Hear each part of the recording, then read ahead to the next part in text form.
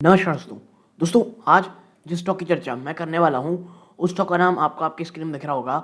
Stock का नाम है KNR कंस्ट्रक्शन लिमिटेड। और यकीन मानिए इतने ज़्यादा सवाल इस एक स्टॉक में आ रहे हैं।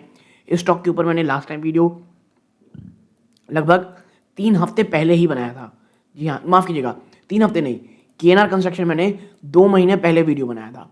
और मैंने उस समय भी जो टारगेट की चर्चा की थी, क्योंकि देखिए होता क्या है ना, स्टॉक ऑलमोस्ट एक बहुत बड़े सपोर्ट 150 के आपके पास खड़ा हुआ है। इससे पहले जब मैंने वीडियो बनाया था केनर कंस्ट्रक्शन 40% टूटा हुआ था और अब वो गिरावट बढ़ के कितनी हो गई है हम देखते हैं। ऊपरी स्तरों से उस समय में हमने देखा था ऑलमोस्ट ऊपरी स्तरों से करेंटली आपका स्टॉक 56% यानी 16% और ज़्यादा स्टॉक क्रैश हो चुका है। और अब आप ये देख रहे होंगे, ये जो ट्रेजेक्ट्री देखते हैं ना, ये सबसे ज़्यादा भयावह होती है किसी भी स्टॉक इन्वेस्टर के लिए।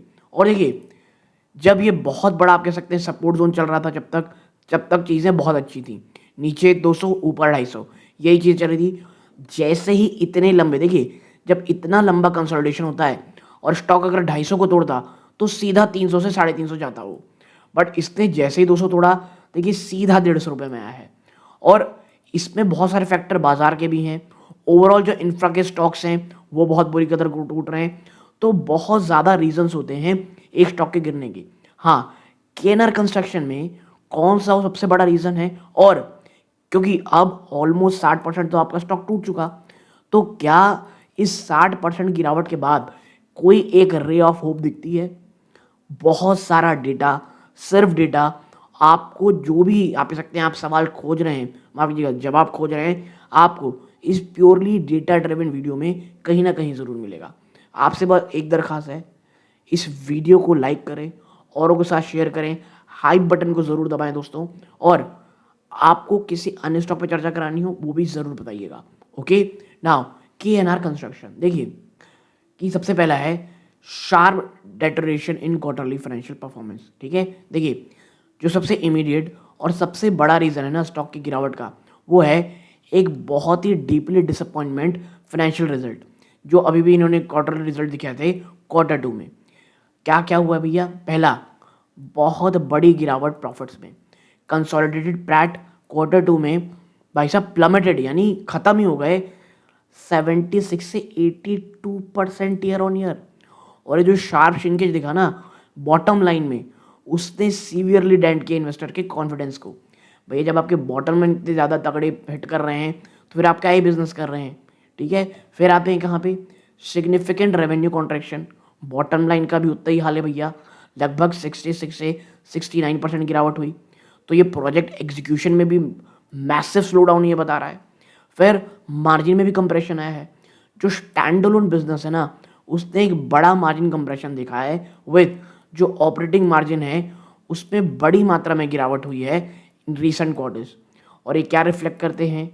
हायर ऑपरेशनल कॉस्ट या change in the project mix. ठीक है, फिर आते हैं सेकंड में स्लगिश एग्जीक्यूशन, प्रोजेक्ट डिले। वो क्या है? देखो, एक शार्प ड्रॉप है रेवेन्यू में यानी टॉप लाइन में, फिर प्रॉफिट में यानी बॉटम लाइन में। और ये डायरेक्टली किससे लिंक है कि एक हमें आप कह सकते हैं स्लो डाउन, ठहराव देखने को मिल रहा है प्रोजेक्ट एग्जीक्यूशन में। पर्टिकुलरली कहाँ पर? इनके जो पुराने लेगेसी हैं और कुछ नए अवॉर्डेड कॉन्ट्रैक्ट्स हैं। तो एग्जीक्यूशन स्लो डाउन, कंपनी ने रिपोर्ट किया है कि भैया जो एग्जीक्यूशन है वो कहीं ना कहीं कम हुई है, धीरे हुई है, और प्रोजेक्ट वापस से तेज बनाने में थोड़ा डिले देखने को मिल रहा है। एज जो ओल्डर और हाई रेवेन्यू जनरेटिंग प्रोजेक्ट थे उनको जल्द जल्द कंप्लीट करना ज़रूरी है। ठीक है, नियर कंप्लीशन में है। और जो नए नए कॉन्ट्रैक्ट अवार्ड किए गए हैं जिसमें क्या है हाइब्रिड एन्युटी मॉडल HAM, वो अभी भी रैंप अप नहीं किए हैं जल्दी इनफ टू कि भैया वो कहीं ना कहीं वापस से थोड़े पैसे कॉम्पनसेट करें। फिर भाई साहब सबसे बड़ी मार जो तमाम इंफ्रा कंपनीज को पड़ी वो पड़ी मॉनसून डिसरप्शंस की। रिपोर्ट ये कह रही हैं कि जो मॉनसून में गड़बड़ी देखने को मिली ना, उसने बड़ी मात्रा में परफॉर्मेंस में हर्ट किया। और रेलेवेंट क्वार्टर विच इज़ आप कह सकते हो एक टेम्पररी लेकिन सिग्निफिकेंट हेडविंड रहा पूरे के पूरे कंस्ट्रक्शन सेक्टर के लिए। अब आते तीसरा जो कंपनी स्पेसिफिक है और मुझे लगता है सबसे बड़ा प्रॉब्लम है, वर्किंग कैपिटल में एक दबाव और भाई साहब बहुत पेमेंट आनी बची हुई है। आप देखें जो कैश फ्लो से कंपनी को इश्यूज मिल रहे हैं ना, प्लस पेमेंट में इतनी आप कह सकते हैं डिले हो रहा है, ये बहुत बड़ा मेजर कंसर्न रहा फॉर इंफ्रा कंपनीज जैसे। और जो केनर कंस्ट्रक्शन है उसने कहीं ना कहीं एक साइन दिखाया कि भैया हाँ दबाव तो है। क्या साइन दिखाया? एक तो वर्किंग कैपिटल डेज में बहुत बड़ी बढ़ोतरी। कंपनी के जो वर्किंग कैपिटल डे है उसमें कितना बड़ा जंप है आप समझिए, 93 डे से सीधा, ठीक है, क्वार्टर फोर 25 में ये था, वो भाई साहब सीधा क्वार्टर वन में हो गया था 169 डेज। ये क्या दिखा रहा है? बहुत सारा कैश टाई अप हो रखा है क्योंकि जो बिजनेस के पीरियड थे वो बहुत लंबे हो गए। फिर प्रोजेक्ट से कलेक्शन में डिले हो रहा है। केएनआर कंस्ट्रक्शन ने एक बहुत सब्सटैंशियल आउटस्टैंडिंग रिसीवेबल रखी है, पर्टिकुलरली जो मेजर प्रोजेक्ट हैं जैसे कालसेवरम पैकेज प्रोजेक्ट्स। आप कह सकते हैं डिलेड कलेक्शन इफेक्ट, क्या चीज़, लिक्विडिटी, कंपनी की एबिलिटी कि वो नए कुछ ऑपरेशंस को इफिशिएंटली फंड कर पाए। ओके नाउ फिर बढ़ते हैं आगे। देखिए 4 है सब optimal muted order book growth और विजिबिलिटी। देखो वाइल कंपनी एक डिसेंट ऑर्डर बुक रखी हुई है लगभग 80 टू 87 बिलियन रुपीस की, और ये 1 से 1.5 गुना है इनके जो रेवेन्यू विजिबिलिटी है ट्रेलिंग 12 मंथ के। तो क्या है, the lack of significant new order inflow. हो क्या रहा है ना, कुछ नए ऑर्डर नहीं मिल रहे हैं पिछले कुछ पीरियड से, और ये एनालिस्ट को सबसे ज़्यादा कॉशियस पैदा कर रहा है।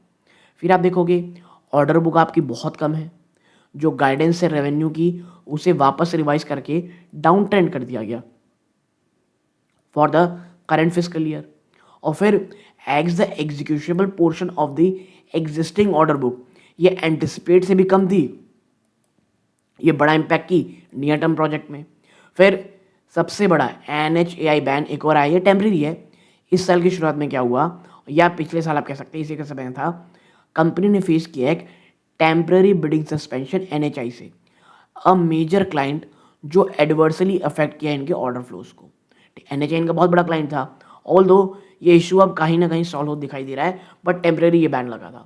और फिर last but not the least bearish market sentiment और टेक्निकल वीकनेस, जो हमने ऑलरेडी चर्चा यहाँ पे की हुई है दोस्तों। तो जो वीकनेस है वो क्यों थी हमने देखा।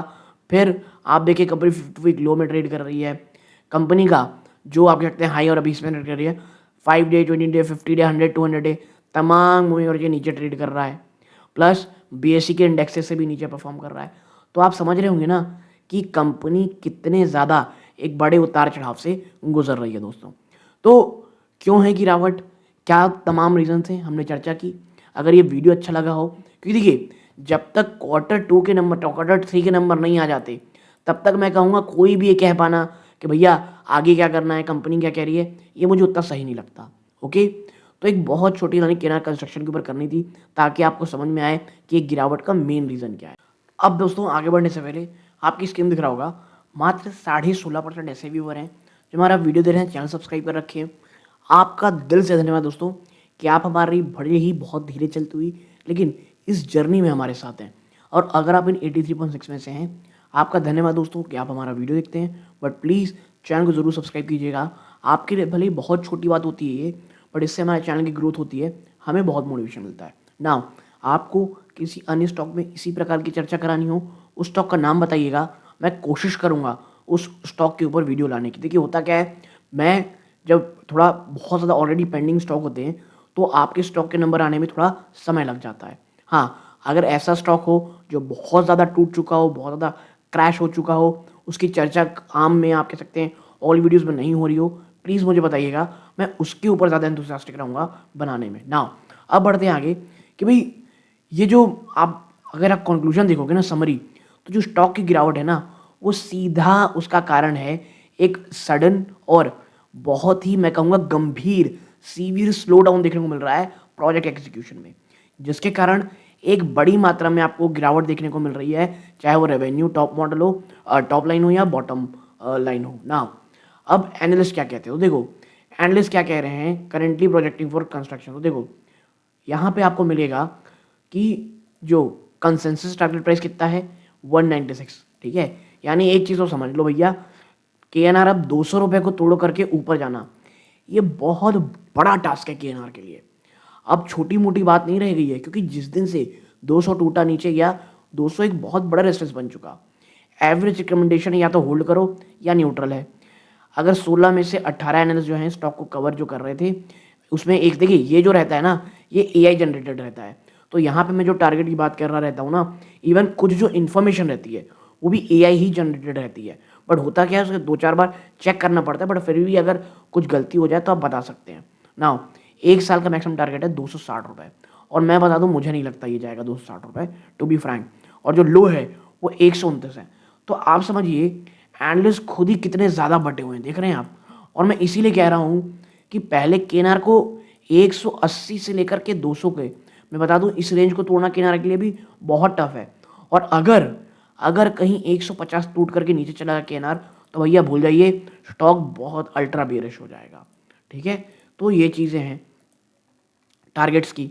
तो आप देखें, तो जो आप अगर आप ब्रेक डाउन करेंगे एनालिस्ट रिकमेंडेशन को, तो वही है 47 कहते हैं, आप कह सकते हैं कि होल्ड करो, और सेल हो स्ट्रॉन्ग सेल 50% लोग कह रहे हैं, ठीक है। तो ये इस प्रकार की चीज़ है। तो मुझे ऐसा लगता है आप तमाम चीज़ें आपके दिमाग में चल गई होंगी।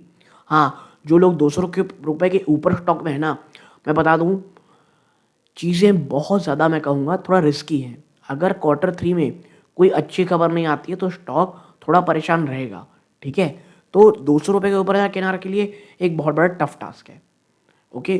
तो मुझे ये लगता है जो जानकारी देनी थी आपको दे दी। वीडियो अच्छा लगा लाइक करके चैनल सब्सक्राइब जरूर कीजिएगा। ये सूर्यकांत है, जय हिंद।